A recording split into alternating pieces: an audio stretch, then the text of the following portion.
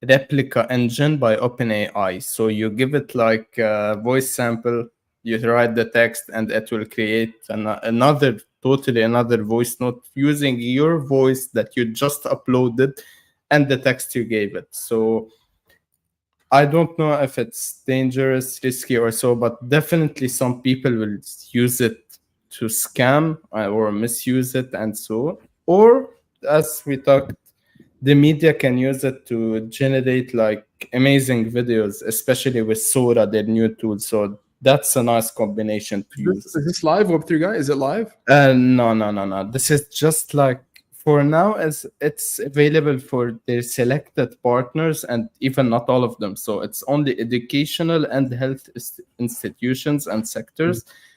So the yeah, I teaser- don't think they're ready to go live with it just now. Yeah. Yeah, Ayman, and yeah, sorry. sorry, Sarah, go ahead. Yeah, so Ayman, for this news, how do you think, or what do you think are the most promising applications you foresee with such a voice engine? I've been saving my mom's voice notes for a long time now. And the logic wow. I'm following is that at some point, technology is going to advance to an extent where I can later on recreate some of it, or try to get my kids to experience some of that. I thought that was down the line. And I've been accumulating so much of those voice notes so that there's more intelligence around this. OpenAI announced that they only need 15 seconds, 15 seconds Wow. of a person's voice for them to recreate anything. So the concept that I had of having, they need more volume, I need more than 15 seconds. I have much more than 15 seconds worth of voice notes. And so 15 seconds is enough for them. And also the technology is there today. So you can replicate what you would want that person to say today.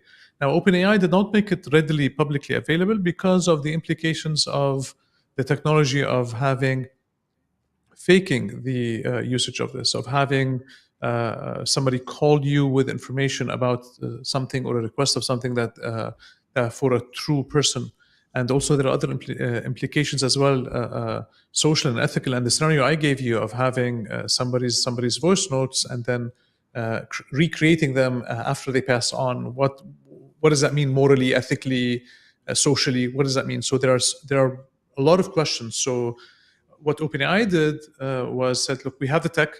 This is going to mess up a bunch of different things. So we're telling you we have the tech. We're working on improving it, and we're also bringing others in so that we can talk more about this technology. What does this mean, and what are implications, and what are guidelines we need that the tech needs to have for it to be more socially responsible.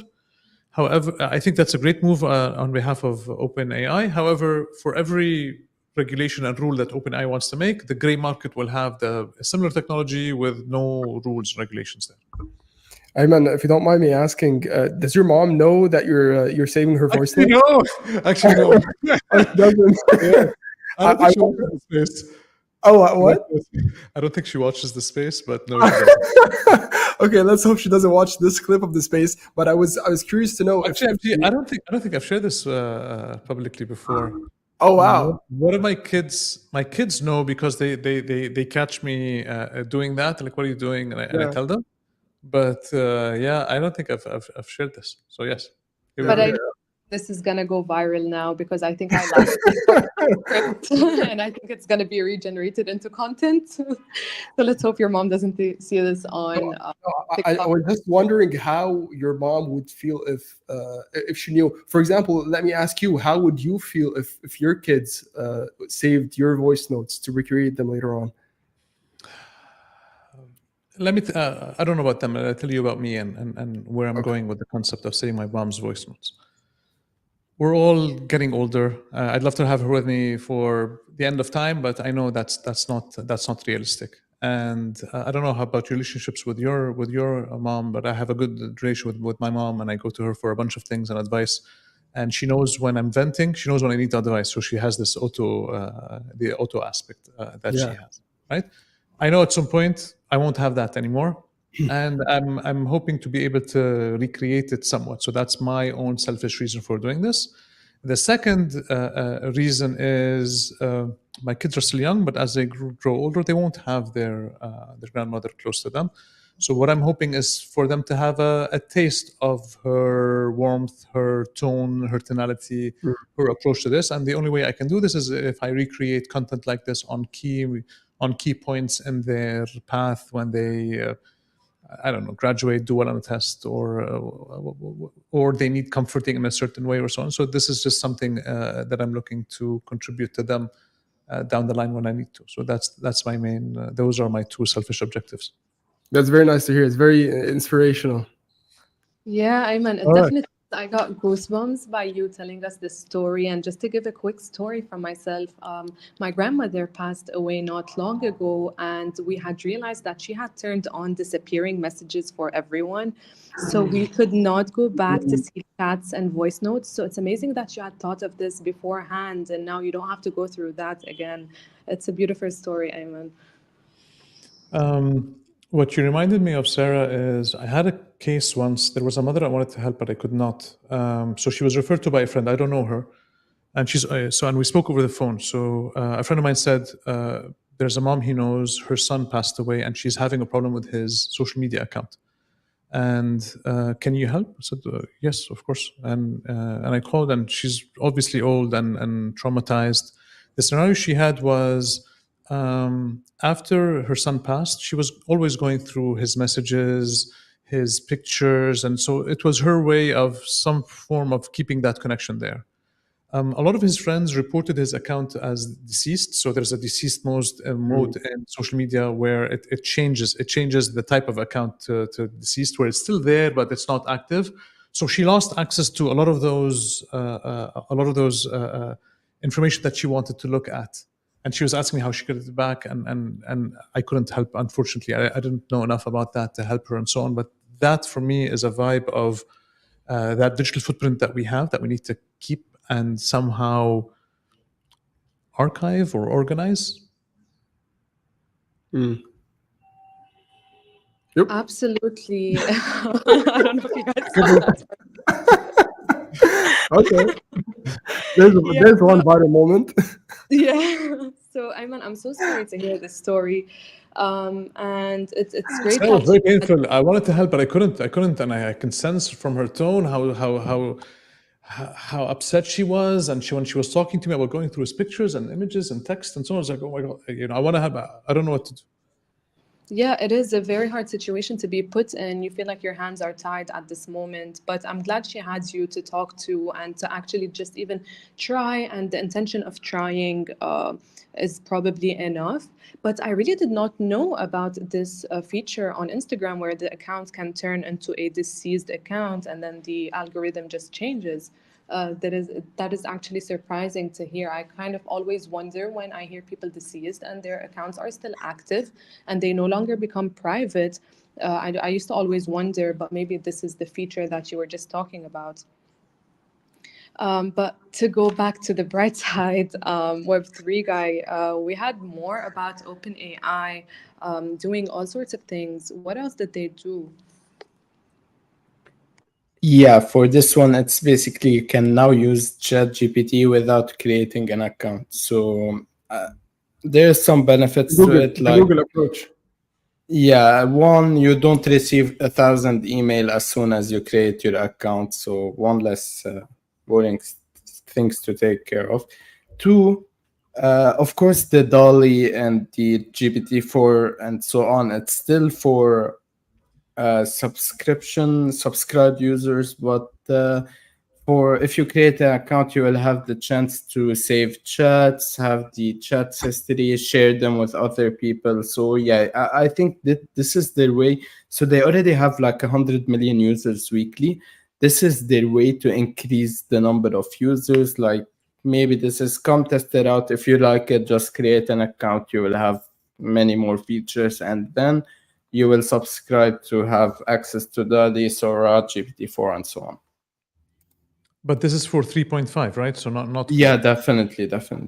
It's like the basic app that you use, the 3.5, but it doesn't save the chat history and so on. So it's it goes back to 0.0 every time you close it and open again.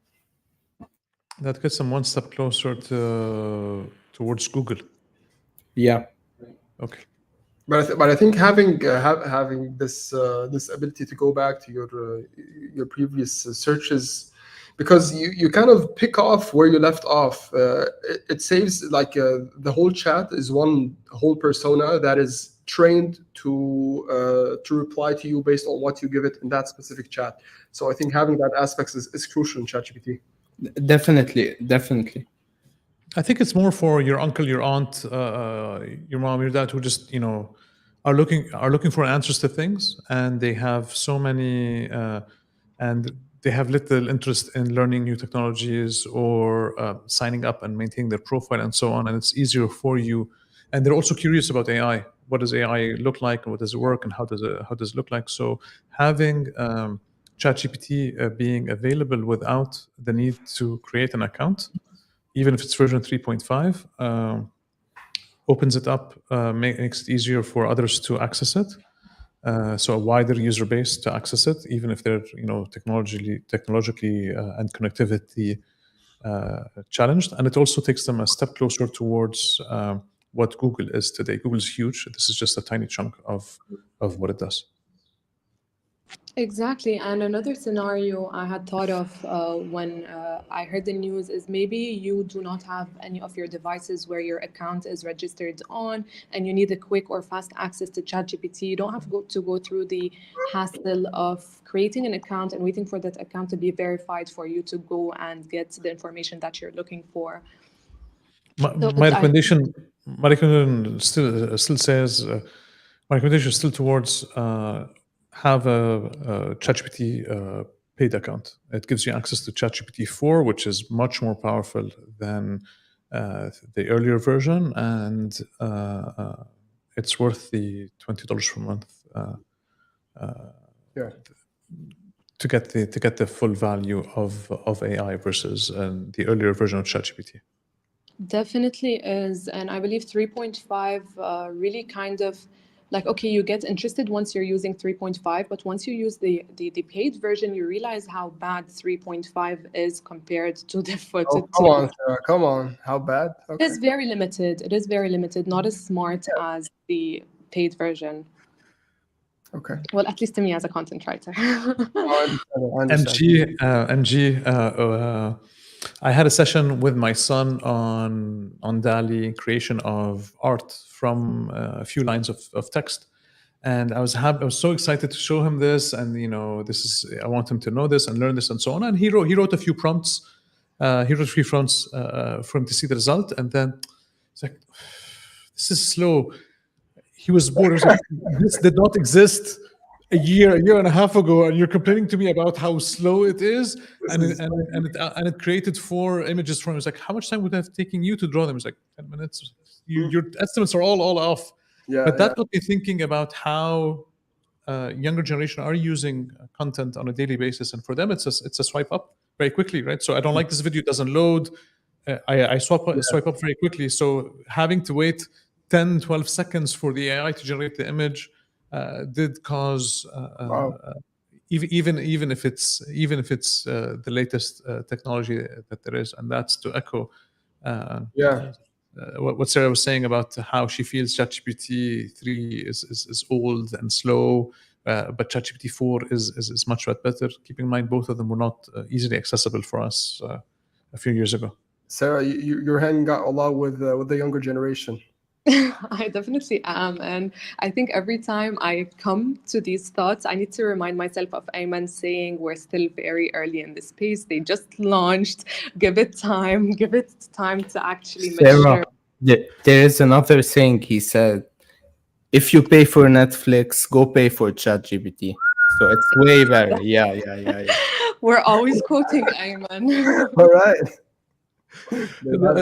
That came from, I know it doesn't necessarily apply, and I know some people find $20 a month heavy. I understand that, but the capability of it is very, very good. The results that you're getting are very, very good. It's a very good product, and I can see the difference. I've been using it very frequently, and we're spending money on dumb stuff, right? So paying additional for something like this is definitely very, very helpful. If I'm not mistaken, is the training model also is the training data also still 2021 for ChatGPT 4? So I No, know. for it's updated. It's updated. Oh, it's updated. Oh, okay, It's okay. fully updated, and then sometimes it says, "Look, I'm not updated," or so. Just say, "Look, you're connected to the internet. Go out and get it." It goes out. It goes out and gets it. Yeah, you could do that. Yeah, and one more new innovation we've got from Apple. I think this is the best one until now. Apple's introducing a spatial persona for its Vision Pro device, aiming to enhance virtual social interactions by allowing these avatars to occupy space beside the users, make digital collaborations and some leisure activities to feel more immersive. And this feature is going to be supporting activities such as working on presentations, watching movies through SharePlay, and playing games with the presence of up to 5 participants in the same virtual space. And it is currently available for all versions, Vision Pro users running on Vision OS 1.1 or later. So Apple's approach to this collaboration with spatial personas is similar to Microsoft's Mesh and Meta's Horizon Workrooms, but it's going to be noted for being more refined, particularly in its customization options, with the ability to toggle the feature on and off during these FaceTime calls. However, they did face some initial criticisms of these personas for appearing creepy and robotic, but apparently Apple has made a significant enhancement to these virtual avatars, improving their ability to capture various facial expressions, hairstyle, and having a more comfortable and realistic experience. Ayman, would you use such a feature, and how do you think this might change the landscape of remote work or social interactions in visual spaces? It's not very clear how work using spatial computing with the Apple's devices is very impactful because we don't see a huge uptake yet in the number of devices due to their cost. So until there's enough companies and people using them on a regular basis for us to measure the impact. But theoretically, it should. They have strong partnerships with Microsoft. Apple has been thinking about a work environment specifically for spatial computing and so on. So the thought process is there, the tool is there, the tech is there, but what does it mean for collaboration between others? If somebody has a spatial computing device and somebody does not have that, how do the different versions of Word interact with Word with spatial versus Word or Excel on non-spatial? How long are you comfortable carrying the headset on your face, right? So I have these headphones on my head, and I'm using them for the space, but I don't wear them all day. It's more comfortable without them, and those are covering my ears, and they're much lighter than that device. So there are many considerations there for you to see the full impact of something like this. I think it will be impactful, but it will need more people to use them for us to be able to know to better answer this for sure.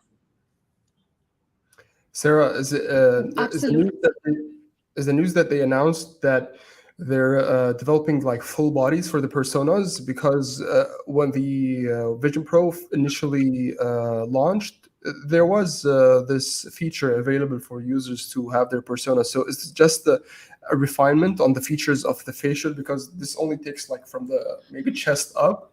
Is it like a full body thing like Meta is promoting, or is it like only a refinement?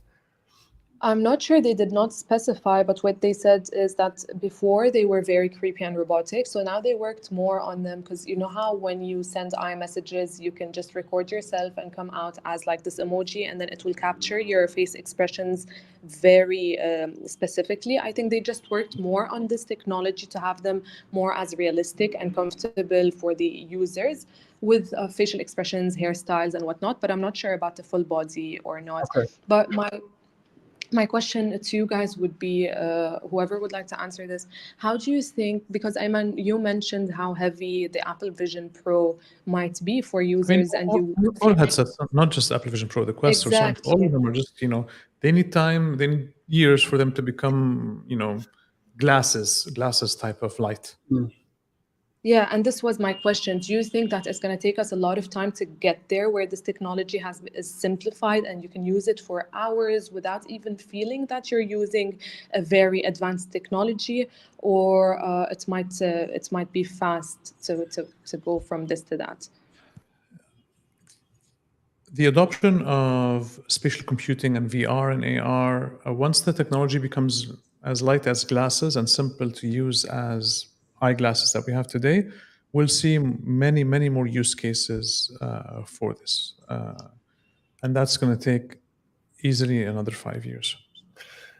Yeah, I also think that it depends on how many features these companies want to pack into one device, because we recently talked about a company called Frame that is it's literally eyeglasses, but they have a thick beam that hosts like an AI chip, and it talks to you. It displays text on the screen, but it's basic like chatbot things. It doesn't do all the video, all the spatial computing and so on. So I think depending on how much they want to like have features to or minimize, or I don't know what the technical term is, but they want to like shove features inside that device, it will take more time for it to become mainstream and smaller and smaller.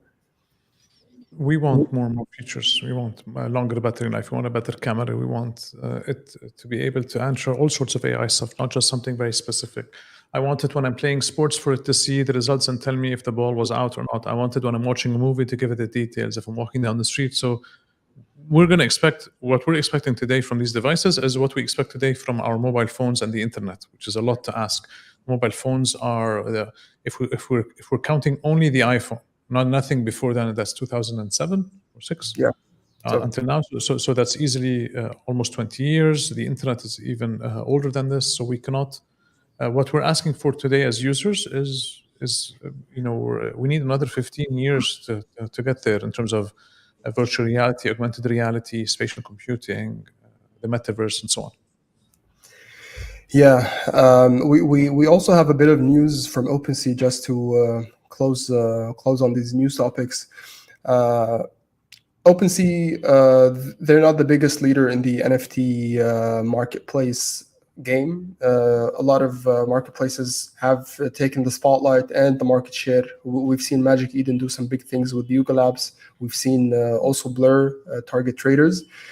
But what OpenSea hopes that they can still be accountable for is creator royalties. So they've advocated for creators for the longest time. And now they announced that they finally have on-chain enforced royalties. So it's a standard called ERC 721C, where the C stands for collection.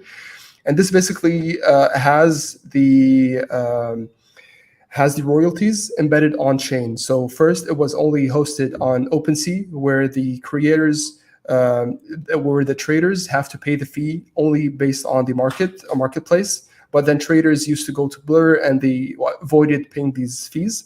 But now OpenSea is saying, look, we're going to stand by creators till the end. Here's the new standard that we're implementing, and they're saying it's here to stay. Users can access it by launching their own collections on OpenSea by opting for the ERC 721C, or normal collections who choose to have their smart contracts encoded in this collection standard, can also be hosted on OpenSea. So what this allows them to do is whenever on any acceptable marketplace, because at some point also OpenSea had a list of banned marketplaces that certain NFTs can't be traded on. So on these allowed marketplaces, every trade of that NFT has an on-chain royalty that goes back to the creator. Do you think it's do you think the royalty of NFTs on OpenSea, do you think that's a standard issue, like for the ERC that you mentioned, or is it more of being socially acceptable to charge to charge for projects? Yeah, I think it's the latter, because they already saw how the market reacted to them. People or traders, people who buy NFTs, they don't want to pay higher fees. People, they just want to collect it for a lower amount, or maybe they want to trade it, make a few I don't know how many dollars off of that. But OpenSea is forcing their stance. Like they've been with creators from the start, and they are with creators till now. But in my opinion, I think they've already seen how the market reacts to these type of news, and that's why new marketplaces are opting for zero royalties, even though it hurts creators. But I shouldn't say zero royalties. It's basically optional royalties. It's not enforced, so that it can be zero. They can be how much percentage they want, up to 10%. But I think maybe they're pulling maybe the last strings that they can in order to push creators on the forefront of being these saviors of the NFT space. Sarah? Yeah, well, it's always interesting to hear new solutions for Web3, and hopefully everything keeps advancing until it settles to become more user-friendly, accessible, and to a wider audience. But for everyone, these were the topics that we had prepared for today, and this is now the time. The winners. Winners, yes, it's finally yep. time. Get ready, everyone. We're about to announce this week's trivia winners. Ready? Here we go. In third place, the winner is Misa. In second place. Big cheers for Casey. And now, the moment of supreme glory. This week's trivia master, the champion of champions, is Mr. Lucky. Thanks to all who played. Be sure to join NFT PowerUp for another thrilling round of trivia. Who knows, you could be our next big winner. Turn on your notifications. Congratulations. I don't know why I always have the urge to tell everyone that this pew pew pew is MG for those who don't know. So if you don't know, guys, Yours truly. Yours truly. yeah, maybe give us a live one for the winners, MG. Pew pew pew. Let's go, audience. Thank you for being some here. actors can cry on demand. You can do that on demand. Sounds good. Awesome. So guys, it was a really interesting space. We enjoyed it. I hope you guys did. MG, Ayman, Web3 guy, thank you for joining. Thank you for being here as always. Until next week, keep powering up. Join us again next Thursday at 9:30 a.m. Eastern Time. We hope you have enjoyed listening and gained valuable insight into the world of AI and Web3. Until then,